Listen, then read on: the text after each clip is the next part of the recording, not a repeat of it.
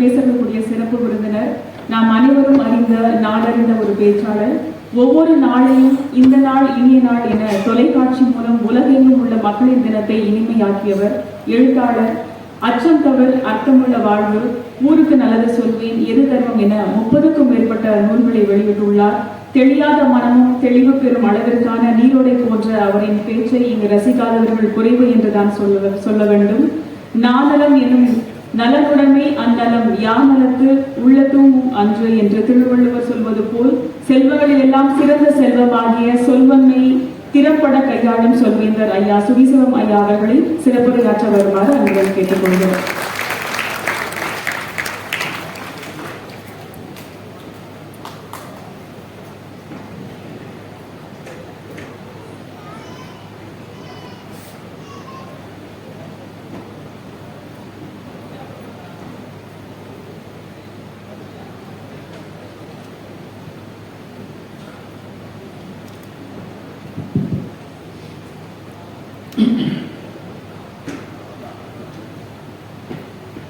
பாராட்டுதலுக்குரிய பபாசினுடைய தலைவர், என் இனிய நண்பர் கவிதா சேது சொக்கலிங்கம் ஐயா அவர்களே, உங்களுக்கு என்னுடைய பிறந்த நாள் நல்வாழ்த்துக்களை முதலில் தெரிவித்துக் கொள்கிறோம்.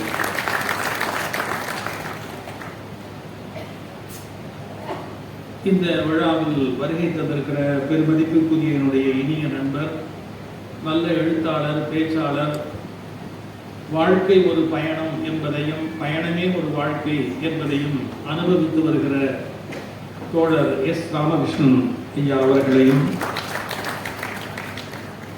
வயது என்பது ஒரு பொருட்டே அல்ல என்ற வாழ்வியலை பின்பற்றி வருகிற நான் மதிக்கிற மூத்த பெருமைக்குரிய சிந்தனையாளர், பேராசிரியர், எழுத்தாளர், பேச்சாளர் ஐயா ஆறு அழகப்பன் ஐயா அவர்களே, நன்றியுரை வழங்க இருக்கிற கோமோ சிவகுமார் அவர்களே, இங்கே வரவேற்புரை நல்கிய என் இனிய நண்பர் பபாசியின் செயலாளர் அன்பு தம்பி முருகன் அவர்களே, எல்லோருக்கும் இங்கே வருகை தந்திருக்கிற ரசிகர் பெருமக்கள் அனைவருக்கும், உங்களுக்கெல்லாம் இடையூறாக கேமராவை வைத்திருக்கிற யூடியூப் மீடியா நண்பர்களுக்கும், அவங்க உங்களுக்காக கொஞ்ச நேரம் தான் இடையூறு, எங்களுக்கு வாழ்க்கை முழுக்க இடையூறு.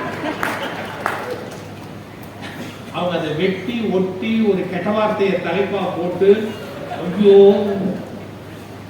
அந்த வார்த்தையை படிச்ச உடனே 10 பேர் பதறி போன் பண்ணி திட்டி, நாள்தோறும் எம்ஜிஆருக்காவது ஒரு வில்லம் தான் எங்களுக்கு இவ்வளவு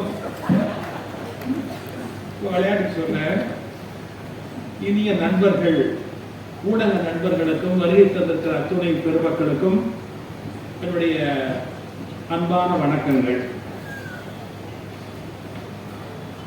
தமிழுக்கும் வயதாவதில்லை, தமிழ் படித்தவர்களுக்கும் வயதாவதில்லை. ஆறு அழகப்பன் பாருங்க, எவ்வளவு உற்சாகமா, எவ்வளவு ஆர்வமா அவர் எவ்வளவு செய்திகளை குறித்து கொண்டு வந்து பேச வேண்டும் என்று பேசிக் கொண்டிருக்கிறார்.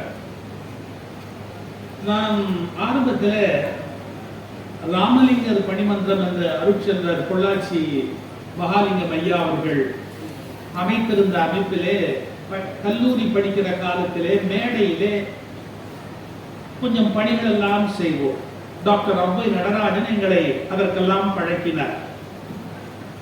புத்தமிழ் காவலர் டி.ஆர்.கே. விஸ்வநாதன் அவர்கள் திருச்சியிலிருந்து ரயிலில் வருகிறார், நீ போய் அழைத்து வா என்று என்னை சொன்னார். அப்போ நான் அவர் ரயிலில் வருகிற அந்த பெட்டியை தேடி அதன் வாசலிலேயே நின்றேன். சும்மா அப்படி ஒரு கிரேக்க சிற்பம் மாதிரி வெள்ளவெளேன்னு ஒரு தோற்றம் அவருக்கு. அந்த பெட்டியை விட்டு நெடு நல்ல உயரம் புத்தமிழ் காவலர் டி.ஆர்.கே. விஸ்வநாதன் இறங்குறார். கையில ஒரு சின்ன பிரீஃப் கேஸ் வச்சிருக்கார். வேற ஒன்றும் இல்லை, எவ்வளோ ஒரு பிரீஃப் கேஸ் அவருடைய தேவைகளுக்காக. அதை அவர் எடுத்துக்கிட்டு அப்படி இறங்கினாரு. நல்ல புதுமை அப்பவே அவருக்கு. நான் விழாவுக்கு அழைக்க போயிருக்கிறேன், அதனால ஐயா பெட்டியை கொடுங்க, நான் எடுத்துக்கிட்டு வர்றேன், வெளியில வாகனம் நிற்கிது, பெட்டியை கொடுங்கன்னு. பெட்டியை கொடுங்கன்னு நான் சொன்ன போது அவர் ஒரு பதில் சொன்னாரு, எனக்கு ஒன்றும் அவ்வளோ வயசாகல. அப்படியே அசந்துட்டேன். எனக்கும் அவளை வயசாகல, பெட்டி அடுத்தவங்க கொடுக்குற அளவுக்கு எனக்கு வயசாகல தெரியுமா அப்படின்ட்டு அவர் பாட்டுக்கு அதை அப்படியே எடுத்துக்கிட்டு ஸ்ட்ரெயிட்டா அப்படியே நடந்து அந்த ரயில்வே பிளாட்ஃபார்ம்ல நடந்த காட்சி இன்னும் என்னுடைய மனசுல அப்படியே நிக்குது. முதுமை என்பதை மனதளவில் ஏற்றுக்கொண்டு விட்டவர்களுக்கு இளமையில் முதுமை வந்து விடுகிறது. மனதளவில் அதை நிராகரித்து விட்டவர்களுக்கு முதுமை கூட அவர்களை நெருங்குவதற்கு அச்சப்படுகிறது. அது ஒரு தனி குணம். பாருங்க, தனியா வந்திருக்கிறேங்கிறார், இந்த வயதுல ஒரு தனியா வந்திருக்கிறேன் அப்படிங்கிறார். அது ஒரு பெரிய விஷயம். அவருடைய அந்த தமிழ் ஆர்வத்தை நான் முதலில் வாழ்த்துகிறேன், பாராட்டுகிறேன். எனக்கு இன்னைக்கு ஒரு தலைப்பு கற்பதும் நிற்பதும் அப்படின்னு ஒரு தலைப்பு. ரொம்ப சிம்பிள், திருக்குறளே இருக்கு. கற்க கசடர கற்பவை கற்ற பின் நிற்க அதற்கு தக அப்படின்னு சொல்லி இருக்கிறார் திருவள்ளுவர். படிப்பது மட்டும் போராது, படித்த வழியிலே மனிதன் நிற்க வேண்டும். என்ன படித்திருக்கிறானோ எல்லாம் படிச்ச வழியிலே நிற்க முடியாது, அதுல தேர்வு செய்து கொள்ள வேண்டும். இதெல்லாம் எனக்கு உகப்பானது, எனக்கு சரியானது, இது எனக்கு சரியில்லாதது, என்னால் ஏற்றுக்கொள்ள முடியாதது. திருக்குறள்ல மட்டும் ஒரு பெரிய அழகு என்னன்னா, திருவள்ளுவர் கிட்ட போய் ஒன்னு நான் ஏற்றுக்க முடியாதுன்னு சொன்னாலும் சந்தோஷமா கேட்டுக்கிற பொறுமை அவருக்கு உண்டு. ஏன்னா எப்பொருள் யார் யாருவாய் கேட்பினும் அப்பொருள் மெய்ப்பொருள் காண்பது அறிவுங்கிறார். என்னை எதிர்த்து பேசினா கூட எனக்கு சந்தோஷம்னு சொல்ற. நீங்க அப்படி சொல்றவங்களே உலகத்துல கிடையாது. நீ மட்டும் என்னை எதிர்த்த ஒழிச்சுட்டு மறுவேல போக அந்த உணர்வு இல்லை. நான் நீ சொல்ற அந்த உணர்வு உள்ளவர்கள் மனிதர்களே இல்லை. என் கருத்திலிருந்து மாறுபட உனக்கு உரிமை உண்டு என்பதை ஒப்புக்கொள்ள மறுக்கிறவர்கள் மனிதர்களாக இருப்பதற்கு தகுதியற்றவர்கள். என்னிலிருந்து நீ மாறுபடுவதற்கு உனக்கு முழு உரிமை உண்டு. அது மகனா இருக்கலாம், மருமகளா இருக்கலாம், மகளா இருக்கலாம், கணவனா இருக்கலாம், மனைவியா இருக்கலாம், தாத்தாவா இருக்கலாம், பாட்டியா இருக்கலாம், யார வேணா இருக்கலாம். மாறுகிறேன் என்று சொல்வதற்கான ஒரு உரிமை தரப்பட வேண்டும். மத நூல்கள் அதை தருவதில்லை. மத நூல்கள் தங்களை கேள்வி கேட்பதை சகிப்பதில்லை. விசாரிப்பதை, கேள்வி கேட்பதை, சிந்திப்பதை, ஆலோசிப்பதை, அதை எதிர்த்து ஒரு கருத்தை பதிவு செய்வதை மத நூல்கள் ஏற்றுக்கொள்வதே இல்லை. ஆனால் திருக்குறள் அப்படி அல்ல. என்னிலிருந்து மாறுபட்ட ஒரு கருத்தை நீங்கள் சொல்வதென்றாலும் நான் ஏற்றுக்கொள்ள தயாராக இருக்கிறேன் என்பதுதான் வள்ளுவர் கண்டறிந்த ஒரு வாழ்க்கை முறை. அதனால எது சரியில்லையோ அதை தூக்கி அந்த தள்ளி வச்சிடலாம். ஆனா எது சரியோ அதை நான் பின்பற்ற தொடங்கலாம். இந்த உலகத்துல 1000 நல்லவை இருக்கலாம், 1000 நல்லவையும் நானே பின்பற்ற முடியாது. என்கிட்ட ஒருத்தர் கேட்டாரு, சார் இதுவும் சரியா இருக்கு. சில பேர் நாய் வாய் நிச்சயமான ஒரு பழமொழி சொல்லுவா, எல்லாத்திலையும் போய் தானே அதை செய்யணும், இதை செய்யணும், இதை செய்யணும், இது செய்யணும், எல்லாம் நல்ல ஒரே வார்த்தை. தம்பி, எல்லா நல்லதையும் நீ செய்ய முடியாது, ஆனா நீ செய்யற எல்லாமே நல்லதா செய்ய முடியும். இந்த வித்தியாசத்தை வாழ்க்கையில் புரிஞ்சுக்கணும். எல்லா நல்லதையும் நானே பண்ண முடியாது, ஆனா நான் செய்யற எல்லா காரியமும் நல்ல காரியமா பண்ண முடியும். அதை தெரிஞ்சுட்டு முதல்ல வாழ்க்கையை ஆரம்பிக்கணும். ஒரு 5-6 நல்லது இவ்வளவுதான் நம்மளால பண்ண முடியும். அதுக்கு மேல நம்மளால ஒரு பெரிய நல்லதுகள்லாம் உலகத்தில் செஞ்சுட்டு போக முடியாது.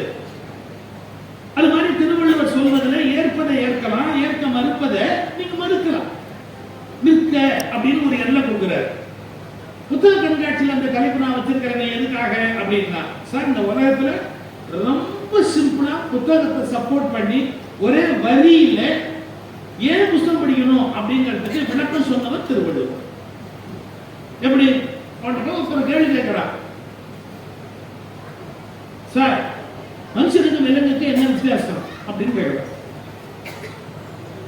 மனுஷனுக்கும் விலங்குக்கு என்ன வித்தியாசம் அப்படி ஒரே மாதிரி திருவள்ளுவர் சொன்னார். மனுஷனுக்கு புஸ்தகம் படிக்க தெரியும், விலங்குக்கு புஸ்தகம் படிக்க தெரியாது. புஸ்தகம் படிக்க தெரிஞ்சா அது மனுஷன், ஆனா புத்தகம் படிக்க தெரியாது அது விலங்கு. விலங்கோடு மக்கள் அணையர், இளங்குனோர் கற்றாரோடு ஏனையவர். விலங்கோடு மக்கள் அணையர். விலங்கு மாதிரி யாரு புத்தகம் எடுத்து படிக்காதவர். இதை விட சிம்பிளா எப்படி சொல்ல முடியும்? ஆனா சில பேர் வெட்கம் இல்லாம தன்னை விலங்குன்னு ஒத்துக்குவோம். இப்பெல்லாம் நாங்க வசதியா இருக்கிறோம், பிளேன்ல வரோம். அப்பெல்லாம் சொற்பொழிவாளர் பிளேன்லயே ஏற்க மாட்டோம். அது ஏதோ தீட்டுங்கிற மாதிரி ஒதுக்கி வச்சிருப்பாங்க. காரே கொடுக்க மாட்டாங்க, பஸ்ல தான் போய் ஆகணும். அந்த ஒரு 30-35 வருஷத்துக்கு முன்னாடி படாத பாடுபட்டு நான் பஸ்ல போகும்போது சார் ஒரு கியூ, ஒரு வரிசை, அந்த வரிசையில பாருங்க உள்ள போனோம், நம்பவே முடியாது. பஸ் வந்து நிக்குது, பயங்கர கூட்டம், ஒருத்தர் என்ன பண்றான், அந்த கூட்ட வரிசையை ஒரு தள்ளிட்டு அது ஒரு தாய்மை அடைந்த பெண் நிக்கிறாங்க வரிசையில். அவங்க ஒரு தள்ளிட்டு அவன் பாட்டுக்கு அப்படியே ஏறி போய் உள்ள போய் சீட் பிடிச்சான், இடம் பிடிச்சு உட்கார்ந்தான். நாங்கெல்லாம் வரிசையில் ஏறினதுக்கு அப்புறம் எனக்கு கொதிப்பு. நான் நேரா அவகிட்ட போய் ஒரு கேள்வி கேட்டேன், சார் நீ எல்லாம் ஒரு மனுஷனா? நீ எல்லாம் ஒரு மனுஷனா? வரிசையில் நிக்கணுங்கிற உணர்வும் உனக்கு இல்லை. அதுவும் ஒரு பெண் நிக்கிறாங்க, தாய்மை அடைந்தவங்க நிக்கிறாங்க, அவங்க தள்ளிக்கிட்டு நீ போய் ஏறி பிடிந்து ஒரு சீட் பிடிச்சு உட்காருறியே, நீ எல்லாம் ஒரு மனுஷனா? அப்படி என் வாழ்க்கையில மறக்க முடியாத விஷயம். நான் சொன்னான், இல்ல இப்ப என்னங்கிறாரு. இப்ப அவனை பொறுத்த வரைக்கும் சீட் கிடைச்சாச்சு உட்கார்ந்துச்சு, இது எதுக்கு இல்ல இப்ப என்னங்கிற அப்படின்னு. நான் யோசிச்சேன், மனுஷன் இல்லாதவங்கிட்ட எனக்கு பேச தெரியாதுப்பா, நான் வேற வழி இல்லை அப்படின்ட்டு வந்து இங்க உட்கார்ந்து எங்க என்னுடைய எனக்கு கிடைச்ச இருக்கையில வந்து நான் உட்கார்ந்தேன். எனக்கு பக்கத்து இருக்கையில இருந்தவன் ஒரு கேள்வி கேட்டான், நல்ல நோஸ்கட் வாங்கினீங்களா? பாருங்க, நான் போய் ஒரு கேள்வி கேட்டு அவமானப்பட்டு வந்ததுல அவனுக்கு அவ்வளவு சந்தோஷம். இந்த சமூகத்திலும் நல்லது சொல்லிக் கொண்டு இன்னும் நாங்கள் உயிரோடு இருக்கிறோமே, அதுவே எத்தனை பெரிய விஷயம் என்பதை நீங்கள் யோசித்து பார்க்க. நான் வேடிக்கை சொல்லல, இந்த உலகத்திலே கஷ்டமான விஷயம் என்னன்னு கேட்டா, ஒரு மனிதனுக்கு நிஜமான நன்மையை செய்ய முடியாது. நிஜமான நன்மை நீங்க செய்யணும்னு நினைச்சா, உண்மையான நன்மையை செய்யணும்னு நினைச்சா உங்களை அவர்கள் அனுமதிக்க மாட்டார்கள். நன்மை செய்வதற்கு நடிக்கால் வரவேற்பார்கள். கூடுமான வரை அவர்களை அழிப்பதற்கு வழி செய்தால் உங்களை அதிகம் நேசிப்பார்கள். இந்த முரண் ஏன் எப்படி என்னன்னு தெரியல. யாராவது நல்லது செய்யணும்னு நினைச்சாலே அவர்கள் அது நல்லது செய்து முடிப்பது என்பது கஷ்டம். ஆனா திருவள்ளுவர் உலகத்துக்கு நல்லது சொல்லுவார், நல்லா படிப்பா, படிச்சதுக்கு அப்புறம் அது வழியில நில்லுப்பா, கற்ற வழியில் நிற்க, அதை கற்பதும் நிற்பதும். புத்தக கண்காட்சி எதுக்கு வச்சிருக்கிறாங்க? அலங்காரத்துக்கா? உலக நூல் கல்லாதாரோடு ஏனையவர், அதாவது உலக நூல் கற்றவரோடு ஏனையவர். அதாவது படிக்கணும், ஒரு நூலை படிச்சா போராது, அதை வந்து உள்ள மனதுக்குள்ள வாங்கணும். எங்களுடைய அடிகளார் அவர்கள் ரொம்ப அழகா சொல்றாரு, பழைய அடிகளார் அவர்கள் என்னன்னா, சாப்பிடுறது பெருசு இல்லப்பா, சாப்பிடுறதுல ஒரு பெரிய சாதனை இல்லை, சாப்பிடுறது செரிக்கணும் இல்லை. சில பேர் செரிக்கவே செரிக்காது. சில பேருக்கு ஒரு ஆச்சரியமான கிரைண்டர் சார், என்னன்னா எது போட்டாலும் வித்தின் 10 minutes அரைச்சு தள்ளிட்டு அடுத்தது அப்படின்னு கேட்கிறோம். அது ஏதோ கோயம்புத்தூர் கிரைண்டர் இல்லை, அது ஏதோ ஒரு இன்டர்நேஷனல் கிரைண்டர் யாரோ ஒருத்த பண்ணி அதை உள் செட் பண்ணி இருக்கிறார். அது தனி, சில பேருக்கு அது ஒரு பெரிய யோகம். ஆனா நீ சாப்பிடுறது முக்கியமே இல்லை, அந்த சாப்பிட்ட உணவு உள்ள போய் அது உன் உடம்புல எலும்பா நரம்பா ரத்தமா அது தனித்தனியா பிரிஞ்சுக்குது, என்னென்னமா போய் சேரணுமோ அத்தனையுமா மாறணும். இது வந்து ஒரு வண்டர்ஃபுல் மெஷின். ஆனா ஒரு புத்தகத்துல படிச்சிருந்த, ரஷ்யாவில் ஒரு ஆராய்ச்சி பண்ணிருக்கான், 45 கிலோமீட்டர் ஏரியால ஒரு இண்டஸ்ட்ரி நிறுவி அதை இப்படி பிரிக்கணும்னா கூட இவ்வளவு கிளியரா பிரிக்க முடியாதுன்றான். எது எலும்புக்கு தனி, நரம்புக்கு தனி, ரத்தத்துக்கு தனி, அதுக்கு என்னென்ன வேணுமோ அதாவது அங்கங்க சப்ளை பண்ணிட்டு அப்படியே எடுத்துக்கிட்டே போய் வேண்டாதெல்லாம் எடுத்து வெளியே தள்ளி, இது மாதிரி ஒரு ஒரு ஒரு கருவியை உருவாக்குவது என்பதே கஷ்டம். அதனால சாப்பிடுவது ஒரு பெரிய சாதனை இல்லை, ஆனா சாப்பிட்டது ஜீரணமாகணும். அது மாதிரி சில பேர் 100 புத்தகம் படிச்சுட்டோம், பட்டு முட்டாளா இருக்கும், மட்டையில தான் இருக்கும், ஒண்ணுமே விளங்காம அவனோட பேசவும் முடியாது, அவனோட எதையும் ஒண்ணு புரிய வைக்கவும் முடியாது, தாறு மாற பேசும். அவனுக்கு திருவள்ளுவர் ஒரு வார்த்தை சொன்னாரு, எப்பா இப்ப படிச்சோம், அவனுக்கு சொன்னது கூட பெருசு இல்லைங்க, எங்களை மாதிரி மேடையில பேசுறோம் பாருங்க, எங்களை செருப்பால் அடிக்கிற மாதிரி ஒண்ணு சொன்ன ஒரு வார்த்தை. ரொம்ப படிச்ச, பெருசா பேசின, ஒன்னையுமே வாழ்க்கையில் நீ நடைமுறைப்படுத்தல அப்படின்னு சொன்னா ஒன்ன மாதிரி ஒரு படு முட்டாள் இந்த உலகத்தில் இருக்க முடியாது. ஓதி உணர்ந்து பிறர்க்கு உரைக்கும் தான் அடங்கா பேதையில் பேதையார் இல், முட்டாளில் பெரிய முட்டாள் இந்த உலகத்தில் இல்லை. பாருங்க, சில பேர் நிறைய படிச்சிருப்பான், ஆனா எதுபடி நடக்க மாட்டான், வாழ்க்கையில எதையுமே பின்பற்ற மாட்டான், எதையுமே யோசிக்கவும் மாட்டான். எனக்கு இதுதான் புரியல, ஏன் நம்முடைய மக்கள் புதிதாக தெரிந்து கொண்ட ஒன்றை நடைமுறைப்படுத்துவதற்கு ஏன் அச்சப்படுகிறார்கள், பயப்படுறார். ஓஷோ ஒரு வார்த்தை சொல்றார், life is full of fear. பிறந்த அன்னையிலிருந்து மனிதன் பிறந்த அன்னையிலிருந்து இல்ல, வயிற்றுல இருக்கும் போதே ஃபியர் குழந்தைக்கு. மனிதர்கள் அளவுக்கு மீறி அச்சப்படுகிறார்கள். அதன் காரணமா எதனாவது ஒரு மாற்றம் இதான் உண்மை அப்படின்னு சொன்னா ஏற்றுக்கொள்வதற்கே தயாரா இல்லை. இருக்கலாம் சார், அதெல்லாம் இருக்கலாம் சார், ஆனா நம்ம ஒன்றும் பண்ண முடியாது சார், அது அப்படியே இவ்வளவு வருஷம் இருந்தோம், அப்படியே நம்ம அப்படியே போய் சேர்ந்துடலாம். ஏன் மாத்தினா என்ன, கொஞ்சம் மாறி சிந்திச்சா என்ன, இது தவறுங்கிறத புரிந்து கொண்டு வாழ்க்கையை மாற்றிக்கொண்டா என்ன, குறைஞ்சா போகுது சார். இந்த 2022 ஜூலை 19 ஒரு ஹைகோர்ட் ஜட்ஜ்மெண்ட் இருக்கு. 2022 ஜூலை 19 ஒரு ஹைகோர்ட் ஜட்ஜ்மெண்ட். சேலத்துல ஒரு கோயில் இருக்கு, அதுக்கு பேரே பாருங்க, தலைவெட்டி முனியப்பன் கோயில்னு பேரு. தலைவெட்டி முனியப்பன் கோயில் அப்படின்னு இந்த கோயிலுக்கு பேர் இருக்குது. ஒரு 10-12 வருஷமா கேஸ் நடந்து HRMC டிபார்ட்மெண்ட்டுக்கும் அந்த வேற ஒரு குழுவுக்கும் பெரிய கேஸ் நடந்து கடைசியா ஹைகோர்ட்ல ஜட்ஜ்மெண்ட் 2 ஜட்ஜஸ் பெஞ்ச் உட்கார்ந்து அவங்க நேரா இன்ஸ்பெக்ஷனுக்கே போய் அந்த கோயிலையே எல்லாத்தையும் பார்த்துட்டு ஜட்ஜ்மெண்ட் போட்டாங்க. என்ன தெரியுங்களா, அது தலைவெட்டியும் இல்லை, அது முனியப்பனும் இல்லை, புத்தர். புத்தர் இந்த உலகத்துல தலைக்குள்ள ஏதாவது வேணும்னு ஆசைப்பட்ட ஒத்த மனுஷன் புத்தர். அவரை தலைவெட்டி முனியப்பனா நம்மால் ஆக்கிட்டார். அப்புறம் அங்க என்னென்ன வெட்ட முடியுமோ எல்லாம் வெட்டுறார். யாரு, புத்தர்.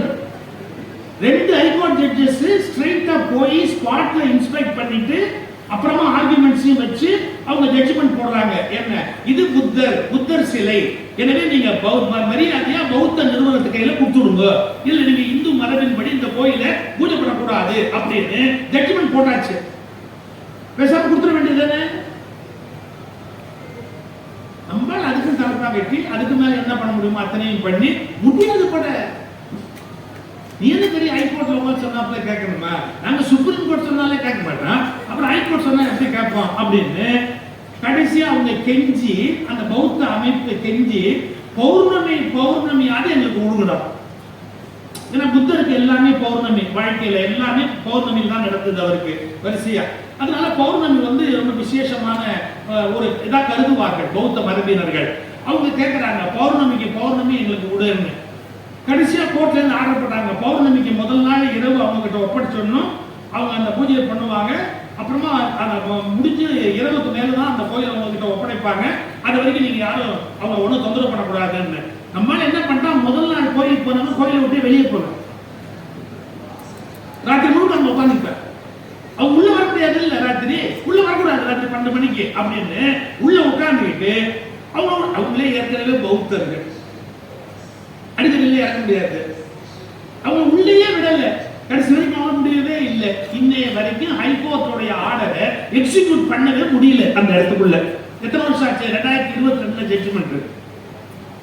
நான் ஒன்று சொல்லட்டுமா, என் மதத்துக்கு ஒரு அநியாயம் இழைக்கப்பட்டால் அதை என்னுடையதாக ஆக்குவேன் என்று சொல்லுவதை போல, நான் இன்னொரு மதத்துக்கு அநியாயம் இழைத்திருந்தால் அதை சரி செய்வேன் என்று சொன்னால் மட்டும்தான் சரியான நாகரிகம் வளர்த்திருக்கிறது என்று பொருள். எனக்கு தான் ஒரு நியாயம், அவனுக்கு தான் ஒரு நியாயம். என் மதத்துக்கு ஒண்ணு நான் கத்துவேன், அதுவே நான் தப்பு பண்ணிருந்தா நான் கண்டுக்காம அப்படியே போவேன்னா தப்பு இல்லையா?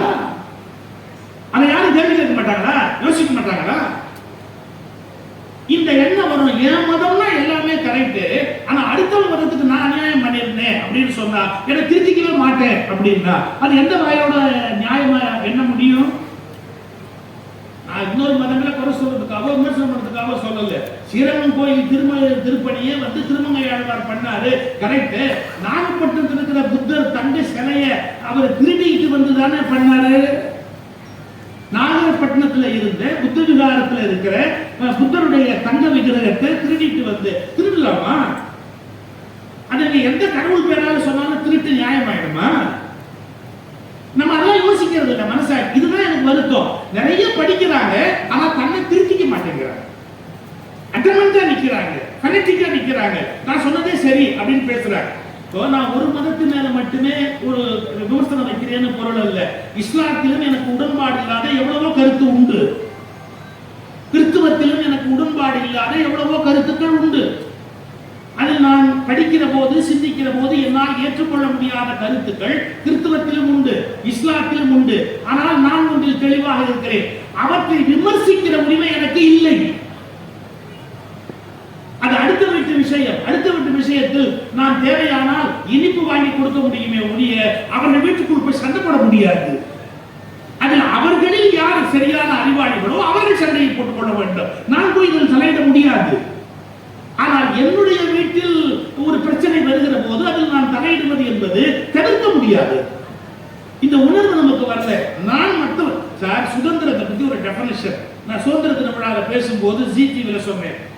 என்னை யாரும் அடிமையாக்க கூடாது என்பது மட்டும் சுதந்திரம் அல்ல, நானும் யாரையும் அடிமையாக்க மாட்டேன் என்று கற்றுக்கொள்வதுதான் உண்மையான சுதந்திரம். நான் அடிமை தளத்துக்குத்தான் எதிரியாக இருக்கிறவனே ஒழிய யாரோ ஒருவனை எனக்கு அடிமையாக வைத்துக் கொண்டு சுதந்திர தின விழா கொண்டாடினால் என்னை விட மோசமான நபர் இந்த உலகத்தில் இல்லை. நம்ம என்ன நினைக்கிறோம், நான் யாருக்கு அடிமையா இருக்க மாட்டேன், ஆனா எனக்கு 2 பேர் அடிமையா இருக்கணும் அப்படின்னு நினைச்சா அது எப்படி பண்பாடோடு சேர்ந்தது? ஏன்னா தன்னெஞ்சு அறிவது பொய்யற்க, பொய்த்தபின் தன்னெஞ்சே தன்னை சுடும். மனத்துக்கண் மாசியில் நாதல் அனைத்து அரண். முதல்ல உன் மனசாட்சியை கேளு, நீ சரியா இருக்கியா, நீ பண்றது சரியா, இந்த காரியம் பண்ணலாமா, நம்ம இந்த மாதிரி ஒரு தவறை செய்யறமே நியாயமா, எல்லாத்தையும் யோசிக்கணும். எதற்காக இந்த கருத்தை சொல்றேன்னா, நான் மற்ற மதங்களுடைய எல்லா செயல்களும் நியாயம் என்று ஏற்றுக்கொள்ளவில்லை. எனக்கு சில கருத்து வேறுபாடு உண்டு. நான் மதமாற்றத்தை ஒப்புக்கொள்ளுகிறவன் இல்லை, பெண்ணடிமைத்தனத்தை ஒப்புக்கொள்ளுகிறவன் இல்லை. அன்னையில தாலிபான்ல ஒன்று போட்டிருக்கிறார், பெண்கள் இருக்கிற வீட்டில் ஜன்னல் இருக்கக்கூடாது, பெண்களுடைய தன்மை வெளிப்படக்கூடாது என்பதற்காக தாலிபான்ல என்ன பண்ணிருக்கிறாங்க, ஜன்னல் இருக்கக்கூடாது. ஏற்கனவே ஜன்னல் இருக்குமானால் அது அடித்து வைக்கப்பட வேண்டும். நியாயமா இருக்கு, என்னால ஏற்றுக்கொள்ள முடியாது. ஆனா நான் என்ன சொல்ல வரேன் அப்படின்னு கேட்டா, இன்னொருவரை பற்றிய விமர்சனத்துல எனக்கு ஒரு எல்லை இருக்கு. அந்த எல்லையோட நான் திரும்பி வந்துடணும். அதுக்கு மேல நான் எந்த எல்லைக்குள்ளேயும் போக முடியாது. ஆனா என்னுடைய மனசாட்சி சொல்லணும், நான் சரியா இருக்கிறேன்னா, என்னுடைய விஷயத்துல நான் நேர்மையா இருக்கிறேன்னா, நான் செய்யக்கூடாத தவறுகளை செய்யறேன்னா அப்படிங்கறத யோசிக்கிறேன். இந்த நாட்டில் புஸ்தகத்துக்கு பஞ்சமா, இலக்கியங்களுக்கு பஞ்சமா, நூல்களுக்கு பஞ்சமா? எல்லாம் படிக்கிறோம், மனப்பாடம் பண்றோம், ஒப்பிக்கிறோம், எல்லாம் பண்றோம். எதையுமே நம்ம லைஃப்ல எடுத்துக்கிறது இல்லைன்னா எப்படி வாழ்க்கை மாறும்? நீங்க இதை படிச்சிருப்பீங்களோ படிக்கிற ராமானுஜர் வாழ்க்கை வரலாறு படிச்சிருந்தீங்கன்னா தெரியும். சிற்பி பாலசுப்ரமணியத்துடைய புத்தகம் அருமையான புத்தகம். கலைஞர் எழுதியிருக்கிறாரு ராமானுஜருடைய வாழ்க்கை வரலாறு. குமாரபாடி ராமானுஜாச்சாரியார் எழுதியிருக்கிறாரு. இன்னும் ஒரு 10-20 பேர் ராமானுஜருடைய வாழ்க்கையை ரொம்ப அழகா நல்ல ரொம்ப அருமையான முறையில் எழுதியிருக்கிறாங்க. சிற்பி பாலசுப்ரமணியம் கொஞ்சம் விரிவா எழுதியிருக்கிறாரு. அது ஒரு பக்கம் இருக்கட்டும். ஒரு சம்பவம் சொல்ற கேளுங்க. காஞ்சிபுரத்துல திருக்கச்சி நம்பிகள்னு ஒருத்தர் இருந்தார். காஞ்சிபுரத்துல இருந்ததால அவருக்கு திருக்கச்சி நம்பிகள்னு பேரு. ராமானுஜர் அவர் ரொம்ப மரியாதையாக மனதில் கொள்ளுவார். ஆனா அவர் வேறு வர்ணம். பட் அவர் மேல ரொம்ப மரியாதை உண்டு ராமானுஜருக்கு. ராமானுஜருக்கு குரு பெரிய நம்பிகள்னு ஒருத்தர். அந்த பெரிய நம்பிகள் வீட்டு கிரக பிரவேசம் காஞ்சிபுரத்துல. அவர் வீடு கட்டி வீட்டுக்கு புண்ணியார்ச்சனை பண்ண போறார், கிரக பிரவேசம் பண்ண போறார். அந்த பெரிய நம்பிகள் கிரக பிரவேசம் பண்ண போற போது பாருங்க, நாளைக்கு காலையில விடிய காலையில கிரக பிரவேசம்னு வச்சிருக்கிறாங்க. ராத்திரி ஒரு 11-12 மணிக்கு என்ன பண்ணிட்டார் இந்த திருக்கச்சி நம்பிகள், நேரா பெரிய நம்பிகள் கட்டி இருக்கிற வீட்டுக்கு போய் ஒவ்வொரு ரூமா பார்த்து, இது இன்னாரையா, இதுதான் இதுவா சயன அறையா, இதுதான் தலிகை பண்ற இடமா, இதுதான் சமையலாக, அப்படி எல்லாம் பார்த்துட்டு கடைசி வரைக்கும் போய் புழக்கடை தோட்டம் எல்லாத்தையுமே இப்படி பார்த்துட்டு ரொம்ப சந்தோஷம் அப்படின்னு ஒரு வார்த்தை சொன்னாரு. அப்ப எல்லாரும் கேட்டாங்க, என்னங்க கிரக பிரவேசம் நாளைக்கு காலையில தான், ஆனா நீங்க இப்போ வந்து பாக்குறீங்களே என்ன சமாச்சாரம்? அந்த காலத்து மரபுப்படி வேறு வர்ணத்தவர்கள் ஒரு எல்லையோடு நின்று வீட்டுக்குள்ள வர முடியாது. அது கிரக பிரவேசம் ஆயிட்டா அப்புறம் உள்ள வந்து பார்க்க முடியாது. எங்க பெருமாளுக்கு பூஜையாகும், எங்க தலிகையாகும் எல்லாம் தெரிஞ்சுக்கணும்னா நான் இப்ப வந்து பார்த்தாதான் உண்டு. நாளைக்கு அப்புறம் எல்லாம் கிரக பிரவேசம் பண்ணியாச்சுன்னா, புண்ணியாக்கனம் பண்ணியாச்சுன்னா நான் உள்ள வர முடியாது. அதனால நான் எல்லாத்தையும் இப்பவே பார்த்துட்டேன், ரொம்ப சந்தோஷம், நல்ல வீடு, அவர் நல்லா இருப்பார்னு சொல்லுங்கட்டு வெளியே போயிட்டார் அவர் பாட்டுக்கு.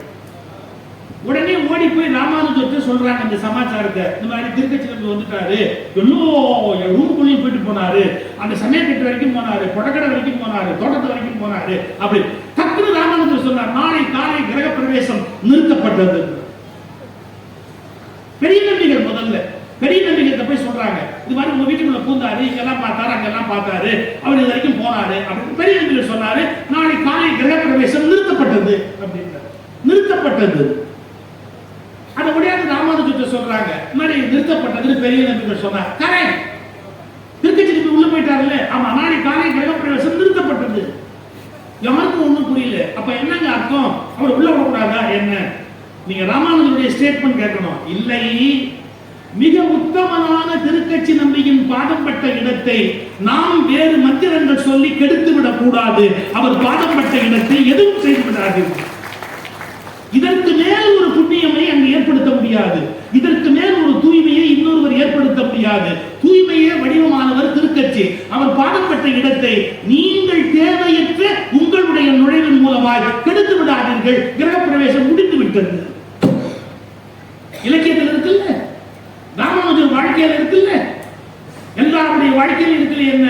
அப்படிப்பட்ட ஒரு குலத்தை சார்ந்தவர் வீட்டில் வந்து போனது, உண்மையான பக்தி உடையவர் வந்து போனது என்பது சிறந்த விஷயம் என்று சொல்லுகிற போது, நாம் ஒரு சிலரை மட்டும் அர்த்த மண்டபத்துக்குள் நுழையக்கூடாது என்று சொல்வது எந்த வகையில் நியாயமானது?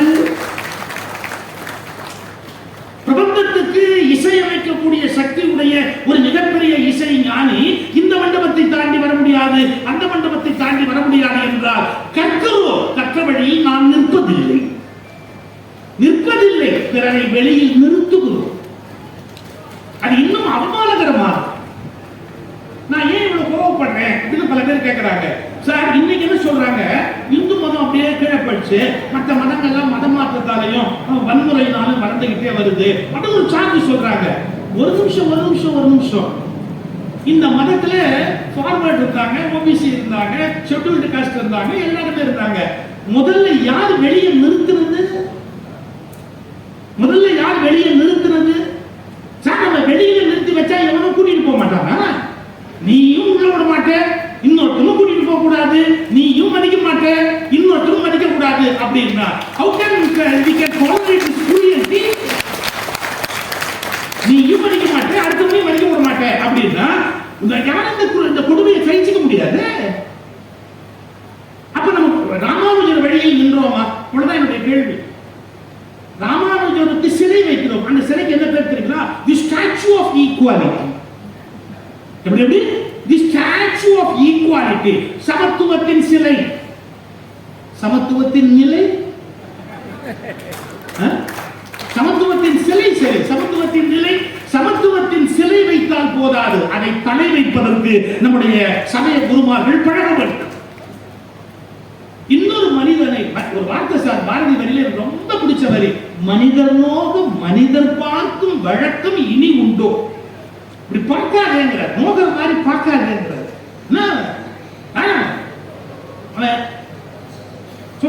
சில இடத்துல சார் கூச்சமே இல்லாம அவன் என்ன காரணி, அவங்க என்ன ஆளு, எத்தனை இடத்துல கேட்கறாங்க தெரியுங்களா? பெரிய பெரிய இடத்துல கேட்கிறாங்க, அவன் என்ன சார், அவன் என்ன ஆளு அப்படி.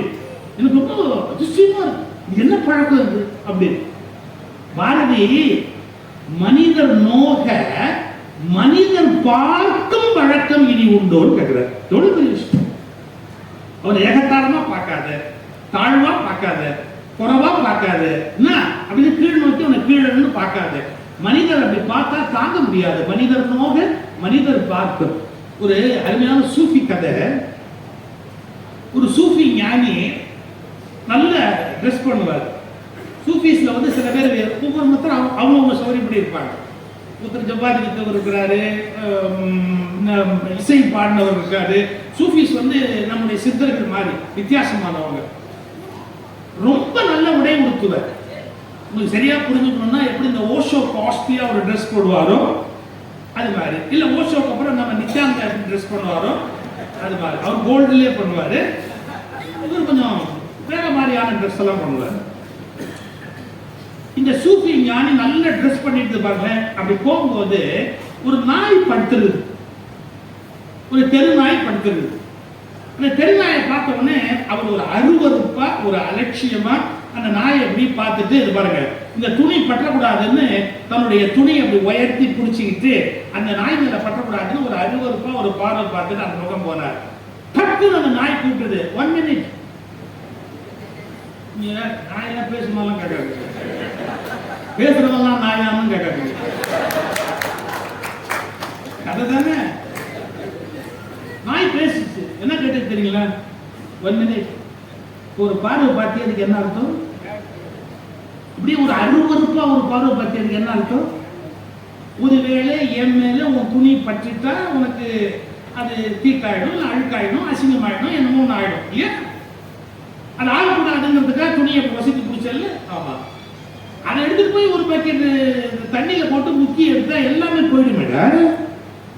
ஒரு பக்கெட் தண்ணியில அதை முக்கி எடுத்தாச்சுன்னா எல்லாமே முடிஞ்சு போச்சு இல்ல, எல்லாமே போயிடும் இல்ல. இப்ப அந்த நாய் சொல்லிச்சு பாருங்க, இந்த தண்ணியில போய் முக்குனா எல்லாமே போயிடும். ஆனா இப்ப நீ என்ன அருவருப்பா நீ பாத்தியே, அந்த பார்வை என் மேல விழுந்தது, இதை 7 கடல்ல போய் கழுவுனாலும் போகாதா? நீ என்ன எவ்வளவு அலட்சியமா பார்த்த, தெருநாய் தானே ஒரு பார்வை பார்த்தல, அப்ப அந்த அலட்சியத்தை நான் எப்படி தாங்குவேன்?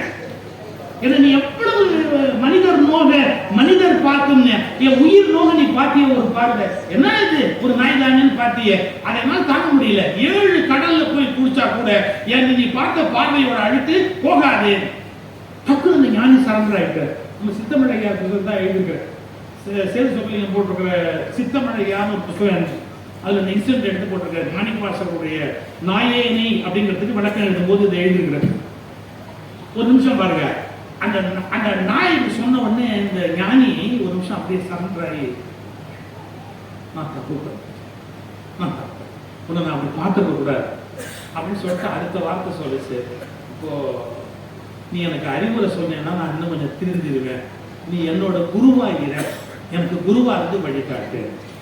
அது சொல்லிச்சு பாருங்க ஒரு வார்த்தை, ஒன்ன மாதிரி மட்டமான ஆளுக்கெல்லாம் நான் குருவா இருக்கிறேன்.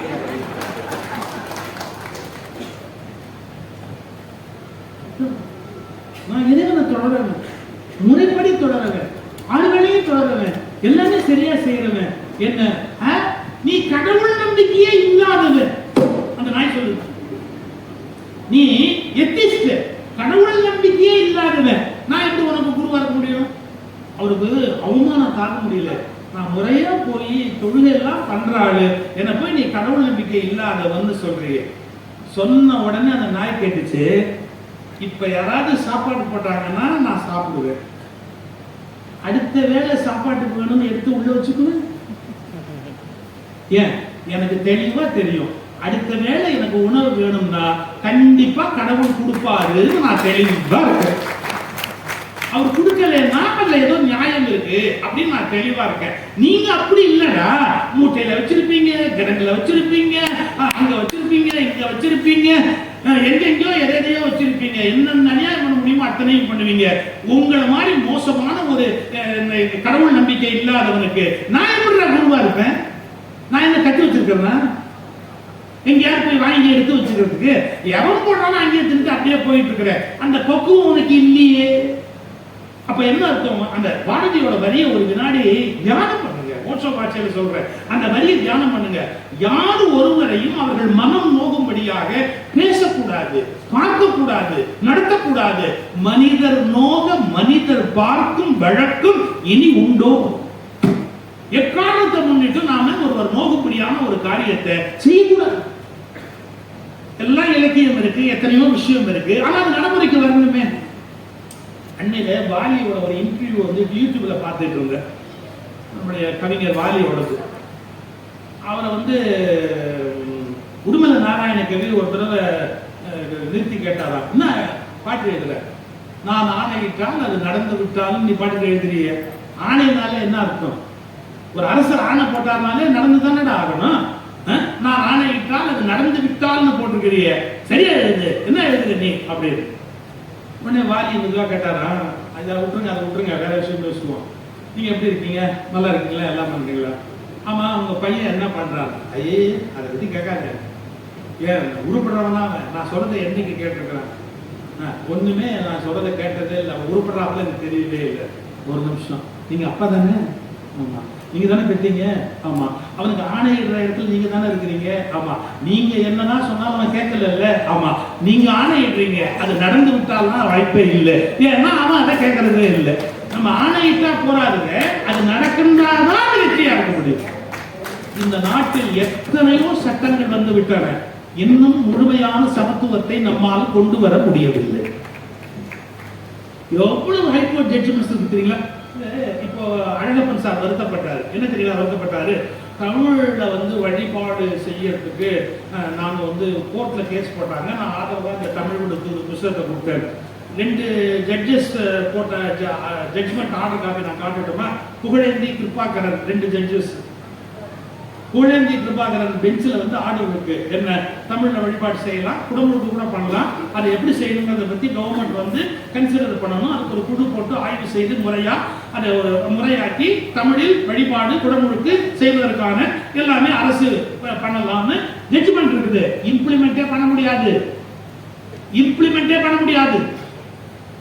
நான் ஆணையிட்டால் அது ஒரு பக்கம், அது நடந்து விட்டால் அப்படிங்கிறது இன்னொரு பக்கம். வெஸ்டர்ன் இன்ட்ரெஸ்ட், ஒரு வெஸ்டர்ன் இன்ட்ரெஸ்ட் உள்ளவங்க என்ன பண்றாங்க? மொழியாவது ஒண்ணாவது, சமத்துவமாவது ஒண்ணாவது, உலகமாவது ஒண்ணாவது, எங்க மரியாதை, எங்க ஸ்டேட்டஸ், எந்த பெருமை, எங்களுடைய உரிமை போடுமே அப்படின்னா அப்ப கடவுளை பத்தி கவலை இல்லை, மொழியை பத்தி கவலை இல்லை, அரசாங்க ஆணையை பத்தி கவலை இல்லை, ஹைகோர்ட் ஜட்ஜ்மெண்ட் பத்தியும் கவலை இல்லை, சுப்ரீம் கோர்ட்ல ஆர்டர் போட்டாலும் கவலை கிடையாது. இந்த மாதிரி ஒரு கேலி கூத்து நீங்க உலகத்துல பார்க்க முடியாது. சார் நான் லா படிச்சுவேன், நான் பிராக்டிஸ் பண்ணல, லாவை போய் பிராக்டிஸ் பண்றதுக்கு எனக்கு விருப்பம் இல்லை, நான் பண்ணலன்னா கூட என் கூட படிச்சவங்கள 6 பேர் ஹைகோர்ட் ஜட்ஜி, 2 பேர் சுப்ரீம் கோர்ட் ஜட்ஜி, எல்லாம் ரிட்டையர்ட் ஆகிட்டு குரு காப்பி வீட்டில் போடுறாங்க.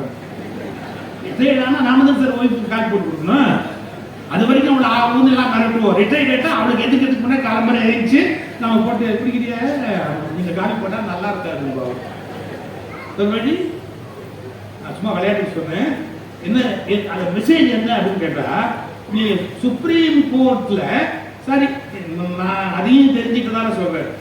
நீங்க யாராவது சீஃப் ஜஸ்டிஸ் லிஸ்ட் எடுத்து பார்த்துருக்கீங்களா? சீஃப் ஜஸ்டிஸ் பட்டியல் எவ்வளவு பேர் ரிலேஷன்ஸ் சீஃப் ஜஸ்டிஸ் ஆயிருக்காங்கன்னு பார்த்துருக்கீங்களா? சந்திரசூட் இருந்தாங்கல்ல, ஆமா, அவங்க அப்பா சீஃப் ஜஸ்டிஸ். நாரிமன் அவருடைய, நான் பேச சொல்ல விரும்பல, நீங்க போய் தேடி பாருங்க, போட்டு பாருங்க, ஆர்டிஐல போட்டு பாருங்க. எத்தனை சுப்ரீம் கோர்ட் ஜட்ஜஸுடைய சன் இல்ல அவங்க வந்து திரும்ப சுப்ரீம் கோர்ட் ஜட்ஜ் ஆகுறாங்க, ஹைகோர்ட் ஜட்ஜ் ஆகுறாங்க. மற்ற இடத்துல எல்லாம் அந்த குடும்பத்தை சார்ந்தவர்கள் வரக்கூடாதுன்னு சொல்றமே, உயர் நீதிமன்றத்திலையும் உச்ச நீதிமன்றத்திலுமே வருது. நாம் எங்க போய் முறையிடுவோம்? நாங்க எங்க போய் மோதுவோம்? யார்கிட்ட போய் சொல்லுவோம்? எல்லாம் தேதியில இருக்கு, ஆனா நடைமுறையில் இல்லையே. நீதிமன்றங்களிலே எங்களுக்கு நீதி கிடைக்கிறதுக்கு வாய்ப்பு கம்மியா இருக்குன்னா யார்கிட்ட போய் நாங்க அழுவோம்? புரியல எனக்கு.